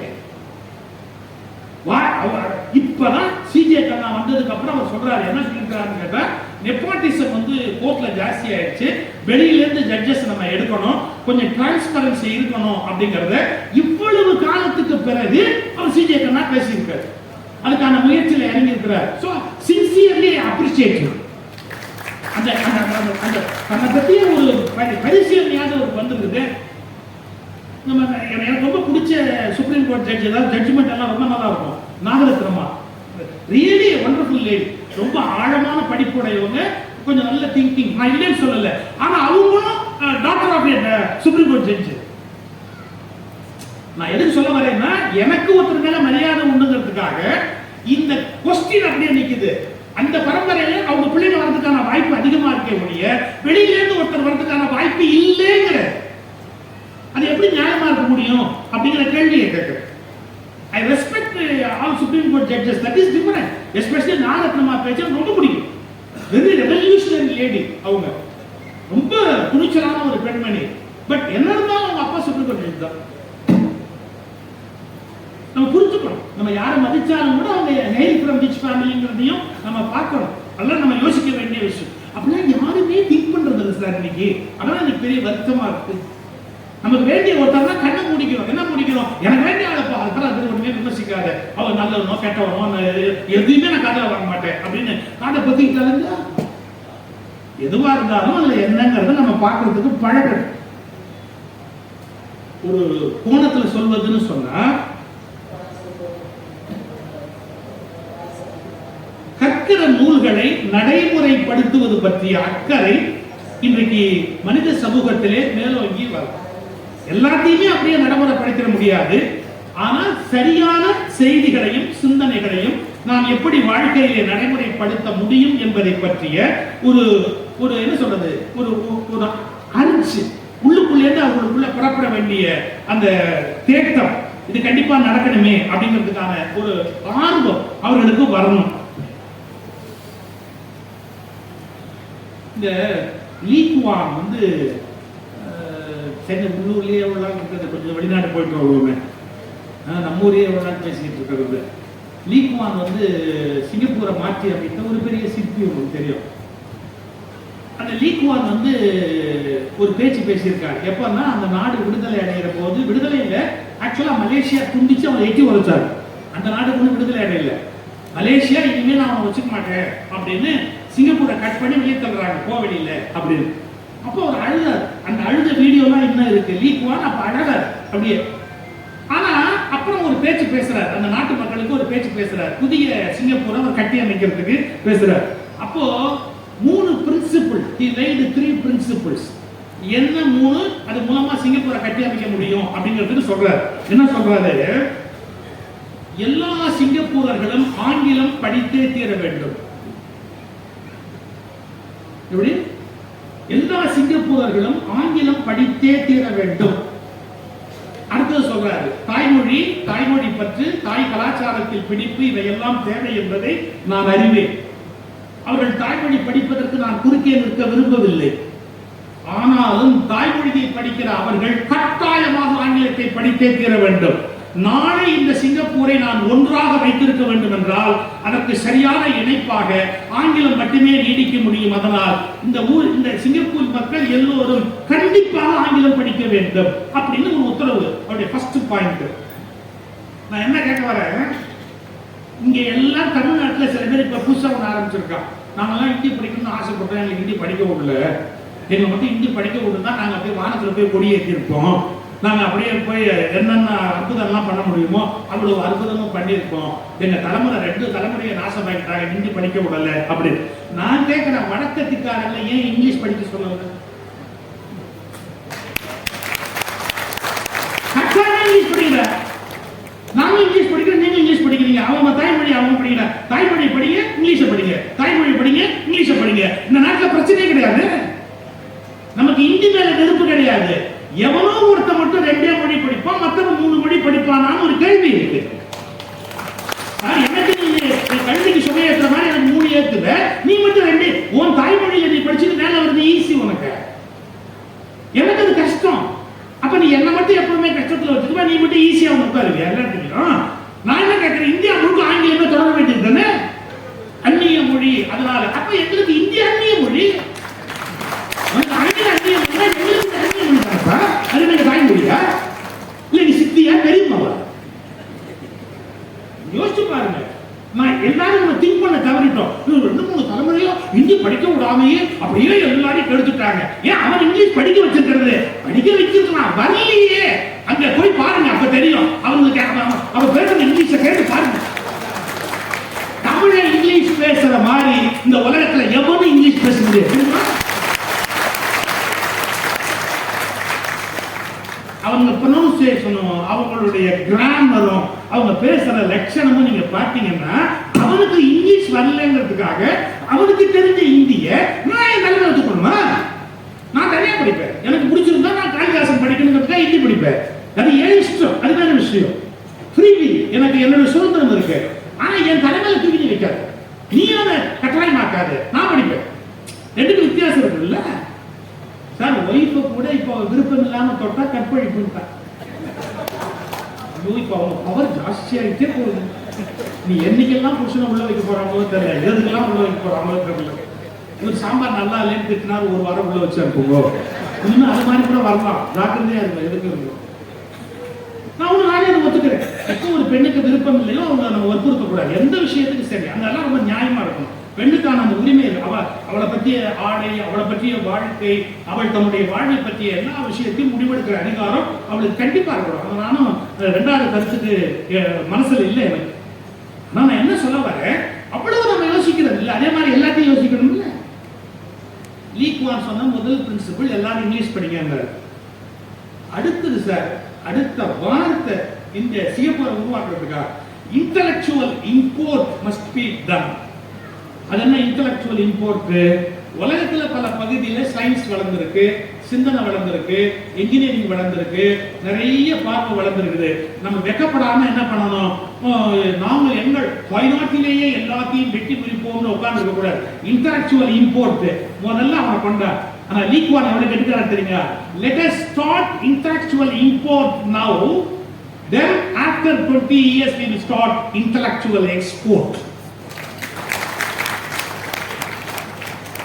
நீங்க 20 வருஷம் அவனை நீங்க வச்சு அவன் எப்படி எல்லாம் எல்லாத்தையும் பண்றான் அப்படிங்கறதெல்லாம் கவனிச்சுக்கிட்டு அவங்ககிட்ட நீங்க கத்துக்க வேண்டியதெல்லாம் கத்துக்கிட்டு அவனை விட நீ மேல போகணும். சார், ஒரு நல்ல மாணவனுக்கே இலக்கணம் சார் ஆசிரியரிடம் கற்றுக்கொண்டு ஆசிரியரை தாண்டி போவதுதானே ஒரு நல்ல மாணவனுக்கு இலக்கணம். இத வெக்கம் இல்லாம சொல்றாரு. intellectual import is essential for Singapore now, so we will bring. அதுல எந்த விதமான டவுட்டுமே கிடையாது அப்படிங்கிறார். கடைசியா அவர் சொல்றாரு, zero tolerance for corruption on any account, 0% tolerance for corruption. at the same time என்ன, ஆட்சியில் இருப்பவர்களுக்கு மிக அதிக சம்பளம் கொடுக்கப்படும். நம்ம ஊர்ல தான் ₹1 2 பல பேர் இருந்துடுறாங்க. நம்மளால முடியல. நமக்கெல்லாம் 50,000 1 லட்சம் இருந்தா கூட நம்மளால ஒண்ணும் பண்ண முடியல.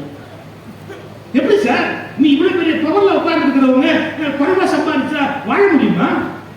அவங்களுக்கு ஒரு 10 லட்சம் ரூபாய், 25 லட்சம் ரூபாய், 50 லட்சம் ரூபாய் சம்பளம் இருக்கணுமா? அவங்க எத்தனை பேர் பார்க்க வராங்க? அவங்க எத்தனை பேருக்கு அவங்க விருந்து கொடுக்கணும்? எத்தனை இடத்துக்கு அவங்க போகணும்? எப்படி எல்லாம் இருக்கணும்? அவங்க எத்தனை அசிஸ்டன்ஸ் தேவை? அவங்க எத்தனை பேரை வச்சு வேலை வாங்கணும்? அவங்களுடைய அந்த நாலேஜை டெவலப் பண்ணிக்கணும்னா எல்லாத்தையும் அறிவாளியா தலைவன் நிறுத்த முடியுமா? சயின்ஸ் தெரியுமா? இன்ஜினியரிங் தெரியுமா? எல்லாத்தையும் தானே நீங்க அதுக்கு ஒரு ஆள் சிஸ்டம் வச்சுக்கணும். So highly paid. இன்னைக்கு உலகத்துல அதிக சம்பளம் அரசியல் தலைவர்களுக்கு தரப்படுகிற நாடு சிங்கப்பூர். மிக அதிக சம்பளம். ஆனா ஒரு வினாடி அவங்க ஊழல்னு தெரிஞ்சா முடிஞ்சது கதை. ஈடுபடு 0% tolerance for corruption and they will be paid very high. அந்த நாட்டிலே அதிக சம்பளம் அவங்களுக்கு இருக்கும். சார், இப்படி திங்க் பண்றான் சார் லீக்வான். அதனால சிங்கப்பூர் ஒரு பெரிய மாற்றத்தை நோக்கி போகிறது. அந்த கருத்தை அவங்க இம்ப்ளிமெண்ட் பண்றாங்க. இவ்வளவு காலமா அதையே திரும்பி திரும்பி திரும்பி அதை இம்ப்ளிமெண்ட் பண்ணி அதுல இருந்து ஒரு பெரிய மாற்றத்தை உண்டு பண்றாங்க. இதெல்லாம் நம்ம யோசிக்க வேண்டிய விஷயம். பலரை படிக்கணும் அப்படின்னு சொன்னா நம்ம அந்த உண்மைகளை ஆழமா சிந்திப்பதற்கும் நடைமுறைப்படுத்துவதற்கும் கடமை உடையவர்கள். இன்னும் கொஞ்சம் போறேன். நான் முதலே சொன்னேன், இந்திய சமூகத்துல இது விடுதலை அடைந்த போது நிறைய குழப்பம் இந்த நாட்டில் விடுதலை அடைந்த போது. ஏன்னா அப்பதான் பிரிவினை நடந்திருக்கு, மதக்கலவரம் நடந்திருக்கு, ஏகப்பட்ட கற்பழிப்பு நடந்திருக்கு, சொல்ல முடியாத பல துயரங்கள் நடந்திருக்கு. கஜானா அப்படியே வறட்சியா காலியா இருக்கு, எதையுமே செய்ய முடியாது, நேருவார எதையுமே செய்ய முடியாது. அப்படி ஒரு சூழல்ல வேற வழியே இல்லாம அவங்க எல்லாம் பவருக்கு வராங்க. நாம இன்னைக்கு ரொம்ப சர்வசாதாரணமா நேரு அவமானமா பேசுறோம். அந்த சூழ்நிலையில அவர் போய் உட்கார்ந்த போது அவர் என்ன கஷ்டப்பட்டிருப்பாங்கிறது அந்த சூழ்நிலையில பவருக்கு வந்தவங்களுக்கு தான். இன்னைக்கு உட்கார்ந்து வக்கனையா பேசலாம் சார். இப்ப கூட நான் சார் ராமாயணம் சொல்லும் போது நான் சொல்றேன், தசரதன் ஒரு முட்டாள். ஏன் முட்டாள்? அவன் என்ன சொன்னான்னு தெரியுமா? மகனை பார்த்து நான் உனக்கு பட்டம் கட்டிட்டு நான் காட்டுக்கு போறேன், உனக்கு பட்டம் கட்ட போறேன் அப்படின்னா உடனே ராமர் சரி அப்படின்ட்டு சொன்ன கைதியை போய் பார்த்தான். அவன் முடியாது, என் பிள்ளைக்கு தான் பட்டம் கட்டணும், ராமர் காட்டுக்கு போகணும் அப்படின்னு சொன்ன உடனே உன் பிள்ளைக்கு வேணா பட்டம் வச்சுக்கோ, ஆனா ராமர் தயவுசெய்து காட்டுக்கு போகணும்னு சொல்லாதுன்னு சொல்லி அவனோட போராடினாரு. செத்து போட்டாரு தசரதர். இதுதான் ராமாயண கதை. சண்டை கிட்ட போட்டு கடைசி செத்து போட்டாருங்க. இப்ப நான் இவ்வளவு வருஷத்துக்கு அப்புறம், எத்தனாயிரம் வருஷத்துக்கு அப்புறம் அதுலயே தகராறு. சில பேர் 70,000, சில பேர் 1 லட்சம், சில பேர் 11,000, சில பேர் இல்லைங்கிறான். அது இருக்கிற எப்படி இருந்தாலும் அந்த கதை நான் படிச்சிருக்கிறேன் ராமாயணம்.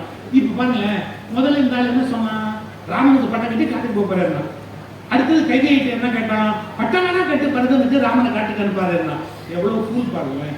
இவன் தான் காட்டுக்கு போறதா இருந்தா, மகனையும் காட்டுக்கு அனுப்புறான்னா, புளியோதரை கட்டப்பாங்க. 2 பேருமா சேர்ந்து காட்டுக்கு போய் உட்காந்து பொட்டத்தை பிரிச்சு சாப்பிட்டுட்டு நீ ஆச்சு நானாச்சு என் பிள்ளையோட சந்தோஷமா இருப்பேன்னு காட்டுல போய் சும்மா இருந்துக்கலாமே. ஏன் சத்தம்? எப்ப கேட்கற பாருங்க, 1000 வருஷம் கழிச்சு 2000 வருஷம் கழிச்சு நான் நிதானமா யோசிச்சு இதை பண்ணி இருந்தா அவன் உயிரோட இருந்திருக்கலாம் இல்லையா நான் யோசிப்பேன். அந்த நெருக்கடியான நேரத்தில் இது தசரதனுக்கு தோணுமா? அந்த நெருக்கடியான சந்தர்ப்பத்துல ஒரு செகண்ட்ல அவ்வளவுமே ஒரு மனுஷனுக்கு தோண முடியுமா? எனக்கு கூட இந்த விசாரணை கமிஷன்லாம் ரொம்ப சிரிப்பா இருக்கும். நீ இப்போ உட்காந்துட்டு ஏசி ரூம்ல உட்காந்து விசாரிக்கிற, நீ சுடாமல் இருந்திருந்தால் அந்த நேரத்தில் துப்பாக்கியை உள்ளே வைத்திருந்தார். அவன் என்ன பாடுபட்டான்னு அவனுக்கு தானே தெரியும், களத்துல இருந்தவனுக்கு தானே அவன் என்ன கஷ்டப்பட்டான்னு தெரியும். நம்ம எல்லாரும் என்ன பண்றோம், பின்னாடி உட்காந்துட்டு எதனா மக்களையே பேசலாம். அந்த நெருப்புக்குள்ள உட்கார்ந்து ஓடினாம் பாருங்க, அவனுடைய வேதனை. இந்த நாடு பற்றி எரிந்த போது பண்டித ஜவஹர்லால் நேரு பிரதமராக பதவி ஏற்கிறார். எவ்வளவு கஷ்டம், எவ்வளவு துன்பம் அவருக்கு. ஒரே மதக்கலவரம். காந்தி ஒரு பக்கம் கோச்சுக்கிறாரு, பட்டேல் ஒரு பக்கம் கோச்சுக்கிறாரு, மக்கள் ஒரு பக்கம் வருத்தமா இருக்கிறாங்க. எல்லாத்தையும் சமாளிச்சாகணும். அந்த மனுஷன் தலையை பிச்சுக்கிட்டு எல்லாத்தையும் பண்ணிக்கிட்டு இருக்கிறார். சரி, அதில் கூட இப்ப நம்ம கண்டுபிடிச்சிட்டோம். எப்படின்னு கேட்டா, நேருவை விட பட்டேல் பெரிய அறிவாளி, நேரு ரொம்ப கம்மி, ஐக்கியூ ரொம்ப கம்மி, பட்டேல் பெரிய அறிவாளி அப்படி. இதுலயே நீங்க, நான் பட்டேலுக்கு விரோதி இல்லை, பட்டேல் நல்ல இன்டலெக்சுவல், வெரி என்ன சொல்றது, ஃபோம் லீடர், அதனால ரெண்டாவது டவுட்டே கிடையாது. நான் பச்சையா விமர்சிக்கிறதுக்கு விரும்பல. ஆனா பட்டேலை விட பெரிய அறிவாளி தமிழ்நாட்டில் இருந்தான். யாருக்கா தெரியுமா? பட்டேலை விட பெரிய அறிவாளி தமிழ்நாட்டில் இருந்தான். யாருக்கா தெரியுமா? யார் அது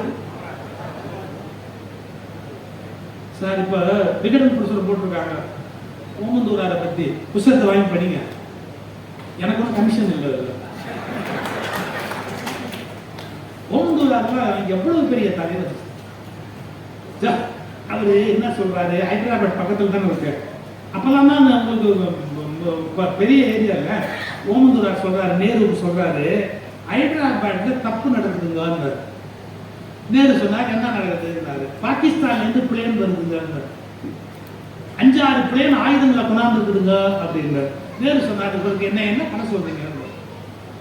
இல்லைங்க, நாம நீங்க துப்பாக்கி எனக்கு உடனே அனுப்புங்க, ராணுவத்தை உடனே எனக்கு அனுப்புங்க. ஹைதராபாத்துக்குள்ள ஏதோ தேச விரோதமான காரியம் ஆரம்பமாகுது, நம்ம இப்பவே ஒடுக்கல் எல்லாம் சரியா வராது. ஓமந்தூர் ராமசாமி ரெட்டியார் நேருக்கு ரிப்போர்ட் கொடுக்குறாரு. அப்புறம் ஹோம் மினிஸ்டர் பட்டேலுக்கு ரிப்போர்ட் கொடுக்குறாரு. நான் சொன்னா நேரு கேட்க மாட்டேங்கிறாரு, நீங்க பட்டேல் சொல்றாரு, நம்ம என்ன பண்ண முடியும் பாருக்கா, நம்ம என்ன பண்ண முடியும், இருங்க பாப்போம் அப்படி. அந்த நேரத்துல ஓமந்தூரார் பார்த்தார், சரி இவங்க 2 பேர்த்தையும் சொல்லி பிரயோஜனம் இல்லை அப்படின்ட்டு, யூ ஓன்ட் பிலீவ் சார், கோயம்புத்தூர்ல லட்சுமி மிஷின் ஒர்க்ஸ் மாதிரி இருக்கிறவங்களை கூப்பிட்டு நாம எப்படி துப்பாக்கி தயாரிக்கலாம் முடியுங்க. ஆரம்பி என்ன வேணும், அதுக்கு கவர்மெண்ட்ல சப்போர்ட் பண்றோம், துப்பாக்கி தயாரி எல்லாம் பண்ணுங்க, ரெடி பண்ணுங்க.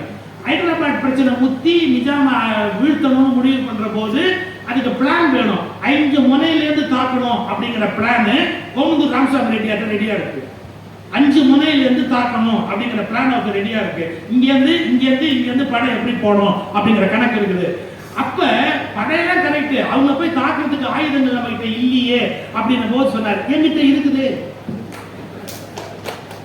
ஓமந்தூர் ராமசாமி ரெட்டியார் சொன்னார், என்கிட்ட இருக்குது அப்படின்றார். யாரை கேட்டு நீ துப்பாக்கி பண்ண சார்? நேரு கோபத்துல கேட்கிற, யாரை கேட்டு நீ துப்பாக்கி பண்ண? இன்னொரு பதில், யாரை கேட்கணும்? யாரை கேட்கணும்? உன்னை கேட்டு நீ ஹெல்ப் பண்ணியா? இல்ல, கூட சொல்லிட்டு உட்கார்ந்து இருந்த. நானா பார்த்தேன், இந்த ஏரியா என் கண்ட்ரோல்ல இருக்கு, நான் துப்பாக்கி தயாரிச்சு வச்சிருக்கிறேன், ஒண்ணு கவலைப்படாத, ரெடியா போய் பிடிக்கலாம். பட்டேல் அந்த இணைப்பு விழாவில் பேசுகிற போது சொன்னார், என்ன இது என்னுடைய வெற்றி என்பதை விட ஓமந்தூர் ராமசாமி ரெட்டியாருடைய வெற்றி. விகடன் பிரசுரத்துல ஓமந்தூராரை பத்தி புத்தகம் இருக்குது, எடுத்து படிங்க. நான் என்ன கேட்கிறேன், நேருவா பட்டேலான பட்டேலை மட்டும் தலைமையில தூக்கி வச்சுக்கிட்டு ஆடுறமே, ஓமந்தூர் ராமசாமி ரெட்டியாரை பத்தி பேசுங்கடா, எங்கூர்காரனை பத்தி பேசுங்கடா. இந்த நாட்டு ஆண்டவன்ல ஓமந்தூர் ராமசாமி ரெட்டியாரு 5ஆம் கிளாஸ் கூட படிக்காதவர், அவ்வளவு பெரிய அறிவாளி இருக்கிறாரு. பட்டேல் ஜெயிச்சாரு கரெக்ட், எங்களால் துப்பாக்கி கொடுத்தாரு. அது பட்டேல் ஜெயிக்கணும், அவ்வளவு துப்பாக்கி வேணும் இல்ல? எவ்வளவு தைரியம் ஓமந்தூர் ராமசாமி ரெட்டியாருக்கு.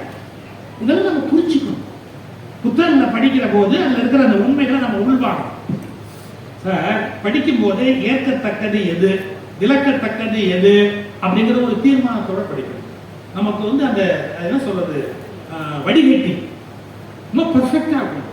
டீ வடிகட்டி குடிச்சா போறாது, பாலாடையில பால் வடிகட்டினா போறாது. படிக்கிறதுல வேண்டாதெல்லாம் வடிகட்டுறதுக்கு தெரியணும். இது வேணாம், நல்லதுல உடம்புக்கு இது சரி பரவாயில்ல. ஒரே ஒரு கேள்வி கேட்கிறேன், அம்பேத்கர் மனுதர்ம சாஸ்திரத்தை எரிச்சாருன்னு நம்ம படிக்கிறோம், ஏன் எரிச்சார் அவரு? அது எல்லாமே 100% பெர்ஃபெக்டா இருந்தா சொன்னா அதை எரிக்கணும்னு நினைச்சிருப்பாரு அவரு. அது 100% பெர்ஃபெக்ட்டா இல்ல. நீங்க என்ன கொடுமை தெரியுமா, எங்களால மனு தர்ம சாஸ்திரம் எப்படி சொல்லினா அது ஒரிஜினல் மனு தர்ம சாஸ்திரம் இல்லை. சரி, அப்புறம் வேற இடத்துல இருந்து எடுத்து அது டிரான்ஸ்லேஷன் தப்பா இருக்குது, அதுக்கு மீனிங்கே வேற. நீங்க டிரான்ஸ்லேஷன் தப்பா சொல்றீங்க. ஒரு புக்காவது ஒழுங்கா ஒரிஜினலா ஒரு புக் கொடு, இதான் மனு தர்ம சாஸ்திரம் கொடு, படிச்சு பார்த்துட்டு அப்புறமா சொல்றோம். அது சரியாக இருந்தா அம்பேத்கர் எடுத்திருப்பாரு. அது ஏன் எரிக்கணும் அவருக்கு தோணுச்சு? அது வேணாம்னு நினைக்கிறார். அவரு பேர் சொன்னாலே இப்ப பல பேருக்கு எரியுது. சார், இது ஜனநாயக நாடு. எங்க கூட சில பேர் சேர்த்துறாங்க, ஒரு காலத்துல ஒழுங்கா ராமாயணம் பார்த்தோம் பேசிட்டு தேங்காய் மூடி வாங்கிட்டு சௌக்கியமா மாலைகள்லாம் போட்டுட்டு பட்டு புடவை பட்டு வேஷ்டி எல்லாம் கொடுப்பாங்க, எல்லாத்தையும் வாங்கிட்டு சௌக்கியமா இருந்தே உனக்கு என்ன புத்தி கெட்டு போச்சா, எதுக்கு தேவையில்லாம இதெல்லாம் நீ பேசுற, உனக்கு இதெல்லாம் தேவையா, இல்ல இங்க பொட்டி வாங்கிட்டியா அங்க பொட்டி வாங்கிட்டியா அப்படிலாம் கேட்கறாங்க. பொட்டி வாங்குற அளவுக்கு நான் ஏழை இல்லை. அது மட்டும் இல்லை, நான் மானஸ்தன். எவங்கிட்டையும் ஒரு செல்லி காசு ஏன் காசு இருந்தா விட மாட்டேன். இன்னும் ராயத்துக்கு வரல சார். ஒரு காசு எங்க வெளியில இருந்தாலும் விட மாட்டேன். இன்னொருத்த போய் ஒரு காசு வாங்க மாட்டேன், கையேந்தி வாங்க மாட்டேன். எனக்கு அது ஒரு பக்கம் அப்படியே இருக்கட்டும். நான் யாரையும் சொல்ல விரும்பல. அதுக்கு பதில் என்ன சொன்னாங்க, அவர் பேரை நீங்க திரும்பி திரும்பி சொன்னதுக்கு பதிலாக கடவுள் பேரையாவது சொல்லிருக்கலாம் அப்படின்னு. உங்களுக்கு ஒரு நல்ல விஷயம் ஓஷோ சொன்னதுன்னு சொல்லிட்டு நான் முடிச்சேன். ஓஷோட்ட சொன்னா ரொம்ப பக்திமானவர். தினம் 1008 தடவை கடவுள் பேரை சொல்வாரு. காலையில 7 மணிக்கு ஆரம்பிச்சா 8:30 வரைக்கும் பூஜை பண்ணுவாரு. கடவுள் பேரை சொல்லாம அவர் இருக்க மாட்டார். உட்கார்ந்தாலும் கடவுள் பேரு, எழுந்திருச்சாலும் கடவுள் பேரு, எப்பவுமே கடவுள். உங்களுக்கு தெரியும், ஓஷோ கிண்டல் எடுப்பாரு. ஒரு கதை சொல்றேன். ஒரு ஊருக்கு ஒரு சாமியார் வந்தாரு. சார், சாமியார் ஒரே ஊர்ல இருக்கக்கூடாது சார், இது ஒரு நோட் போட்டு. அவங்க ஒரு ஊர்ல இருந்து அடுத்த ஊருக்கு போகணும். எவ்வளவு நேரத்துல போகணும்னு நான் கணக்கு சொல்லிட்டோமா, நான் சாஸ்திரம் படிச்சுவேன். என்ன தெரியுங்களா, காலையில் கறந்த பசுமாட்டை மாலையில் கறப்பதற்குள்ளாக சன்னியாசி வேறு ஊருக்கு போக வேண்டும். எவ்வளவு டைம் பார்த்தீங்களா உங்களுக்கு? 12 ஹவர்ஸ்க்குள்ள கிடையாது. காலையில் கறந்த பசுவை மாலையில் கறப்பதற்குள்ளாக அல்லது மாலையில் கறந்த பசுவை காலையில் கறப்பதற்குள்ளாக ஒரு இடத்தில் தங்கக்கூடாது. 12 ஹவர்ஸ்க்கு மேல நம்ம தங்கக்கூடாது, அடுத்த இடத்துக்கு போயிடணும். சன்னியாசிகளுக்கு விதிக்கப்பட்டது. இப்ப எப்படினா, கறப்பதற்கு இனிமேல் அந்த ஊரில் யாருமே இல்லை என்ற வரையில் அதே ஊரில் தங்கி கறக்க வேண்டிய அளவுக்கு கறந்து விட்டு பிறகு அடுத்த ஊருக்கு போகலாம். காலம் இப்ப மாறி போச்சு. ஓஷோ தெரியல சார். சாயந்தரம் அந்த வீட்டுக்கு போனாரு. அந்த வீட்டுக்கு போனா அவங்க வீட்டுக்கு இல்ல அவர் போய் ஒரு ஊர்ல உட்கார்ந்தாரு. அந்த ஜனங்கள்லாம் வந்தாங்க. எங்க ஊரு சார் இருந்தாலும் 24 ஹவர்ஸ் கடவுள் பேரை பத்திரிக்கைன்னு சொல்லிட்டே இருப்போம். ரொம்ப பக்திமா. ஆனா ஒண்ணு, எவனுக்கும் ஒரு 10 காசு செய்ய மாட்டான், எவன்கிட்ட இனிமையா பேச மாட்டான், யாருக்கும் நல்லது செய்ய மாட்டான். ஆனா அவன் கடவுளே சாமி கும்பிடுவான். எல்லாம் நாளைக்கு காலையில் பார்த்துக்கிட்டு மறுநாள் காலையில் அவன் பூஜை எத்தனை மணிக்கு போடுவான்னு கேட்டார். அவன் 7 ஆரம்பிச்சு 8:30 வரைக்கும் பூஜை பண்ணுவான். 7 போயிட்டார். இந்த சாமியார் அவன் வீட்டு வாசல். அவன் பேரு, ஐயோ இங்கே நான் அந்த மாதிரி ஒரு பேர் சொல்லி யாராவது இங்கே இருந்தால் என்ன பொண்ணு, அதாவது எக்ஸ்ன்னு போட்டு உங்களுக்கு பிடிக்காத ஒரு பேர் அங்கே போட்டுருங்க. ஒரு ஆப்ஷன், உங்களுக்கு யாரும் பிடிக்காத அவன் பேர் அங்கே போட்டுருங்க. நான் வெறும் கீப் இட் அஸ் எக்ஸ், அவ்வளோதான். நம்ம கணக்கு முடிஞ்சு போச்சு.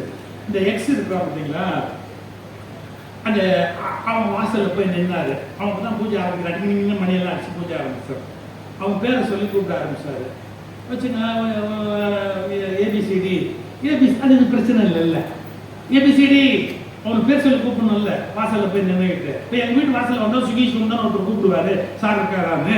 அது மாதிரி A B C D A B C D A B C D A B C D A B C D A B C D கச்சுரார் சாமியார். அவன் பூஜை பண்ணாலும் உட்கார்ந்தா ஒருத்தர் பேர் சொல்லி கூப்பிட்டா எரிச்சலா இருக்கும்ல அவனுக்கு, இரிட்டேஷன்.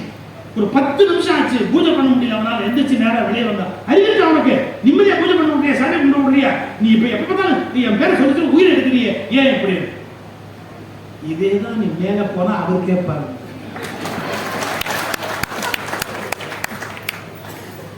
என்னன்னா சும்மா ஒரு பேரை கூப்பிட்டே இருந்தா அவர் என்னடா பண்றாரு, அவர் போட்டு இம்சம் பண்ற, வேற ஒழுங்கா ஒரு வேலையை பாடுற.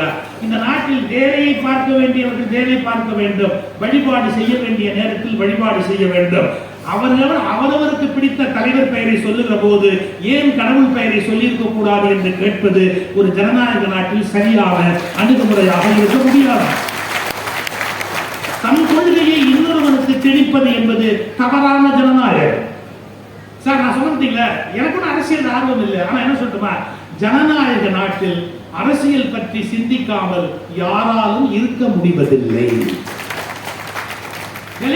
பத்தி பேச போறேன், நிம்மதியா இருந்த சௌக்கியமா இருந்தோம். ஆனா ஒரு வழி இல்லை, நான் சொல்ல வேண்டியிருக்கு. அதனால இன்னும் சொன்னா மணிக்கணக்கா சொல்லிட்டு போலாம். நிறைய நம்முடைய இலக்கியங்கள்ல நேரிய சரியான பாதை வழங்கப்பட்டது. ஆனால் தேவையற்ற, அவற்றை பின்பற்றாத, நல்லவற்றை நடைமுறைப்படுத்தாத ஒரு குழப்பம், அது காரணமாக நாம் மிகப்பெரிய சிக்கலில் இருக்கிறோம். கற்கிறோம், கற்ற வழியில் நிற்கிறோமா என்று கேட்டால் தேர்தலில் நிற்கிறோம், தெருவில் நிற்கிறோம், சிலையாக கூட நிற்கிறோம். ஆனால் கற்ற வழி நிற்கிறோமா என்ற கேள்வியை கேட்டால் இல்லை என்ற பதில் வேதனையாக இருக்கிறது. கற்பது போராது, கற்ற வழியில் நிற்பது என்பது மிக முக்கியம் என்ற கருத்தை உங்கள் மனதில் இன்றைக்கு விதைத்து வாய்ப்பளித்தமைக்கு நன்றி கூறி நான் ராமகிருஷ்ணாவுக்கு சொன்னேன். எனக்கு சின்ன சிக்கல் இருக்கு, அதனால நாங்கள் நீண்ட நேரம் இருக்க முடியல, மன்னிச்சுக்குங்க அப்படின்னு அவங்க தனிப்பட்ட முறையில் நான் மன்னிப்பு கேட்டுக்கிறேன். நான் இடையில போறேன்னு தப்பா நினைக்காதீங்க. அது என்ன சிக்கல்ங்கிறது அவர்கிட்ட மட்டும்தான் சொல்ல முடியும். அவங்க சொன்னேன், மன்னிச்சுக்குங்க. வணக்கம்.